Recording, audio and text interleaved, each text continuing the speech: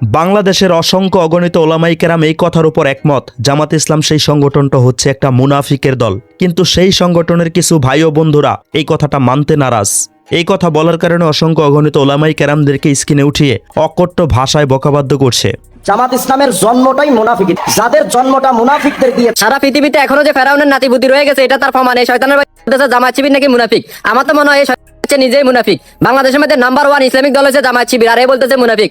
জামাত ইসলাম সেই সংগঠনটা একটা মুনাফিকের সংগঠন, এই কথাটা তারা মানতে নারাজ। তাদের কথা বাংলাদেশের একমাত্র হক দল হলো জামাত ইসলাম সেই সংগঠনটা। আসুন আমরা দেখার চেষ্টা করি জামাত ইসলাম বাংলাদেশ এই সংগঠনটা কি সত্যি হক দল নাকি মুনাফিকের দল। কোনো তর্ক চলবে না, যাচাই এবং বাছাই রেফারেন্স দিয়ে প্রমাণ করা হবে ইনশাআল্লাহ।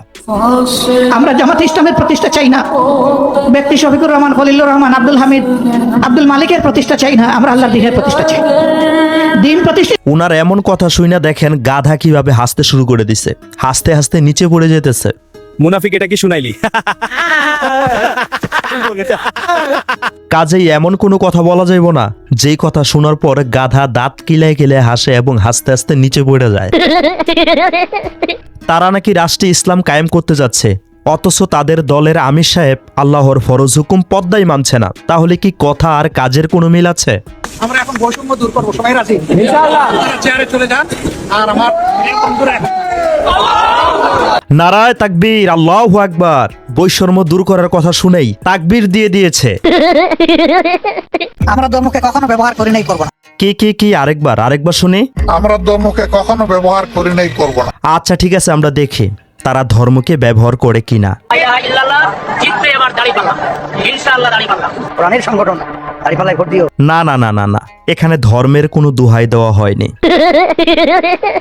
আমরা হেরে যাই, কোরআন হেরে যাবে। কাজে কোরআনকে বিজয় করার জন্য, ইসলামকে বিজয় করার জন্য আমার জীবনের সর্বশক্তি দিয়ে মাঠে ময়দানে এই বাংলাদেশ জামাত ইসলামের পক্ষ থেকে এই দাওয়াত মানুষের কাছে পৌঁছে। আপনারা কেউ কিছু মনে করবেন না, এখানে ধর্মের কোনো দোহাই দেওয়া হয়নি। জামাতে ইসলাম হেরে গেছে মানে কোরআন হেরে গেছে, এই কথা শুনে আমাদের জসিম ভাইয়ের দেখুন কি অবস্থা হয়ে গেল। থাক জসিম ভাই, অবাক হওয়ার কিছু নাই, আরো কত কিছু দেখতে হইব। আচ্ছা, এটাই যদি হয় বাংলাদেশের একমাত্র ইসলামিক দল যেগুলো একমাত্র নেই, তাহলে সেগুলোর কি অবস্থা আছে? আচ্ছা, মুনাফিকের কয়টা লক্ষণ, সবগুলো কি তাদের সাথে মিল আছে নাকি মিল নেই? হাদিসের আলোকে 3টি প্রধান লক্ষণ রাসূলুল্লাহ ইরশাদ করেছেন। মুনাফিকের চিহ্ন 3টি: যখন কথা বলে মিথ্যা বলে, যখন ওয়াদা করে তা ভঙ্গ করে, এবং যখন তার কাছে আমানত রাখা হয় তাতে খিয়ানত করে। সহিহ বুখারী 33। অন্য রেওয়ায়েতে অতিরিক্ত একটি লক্ষণের কথা আছে: ঝগড়া বিবাদে লিপ্ত হলে অশ্লীল গালিগালাজ করে। আর তাদের সাথে তো ঝগড়া করারই প্রয়োজন হয় না, ঝগড়া ছাড়াই তারা কত গালাগালি করে। সহিহ বুখারী 34। কোরআনের আলোকে কয়েকটি বিশেষ স্বভাব।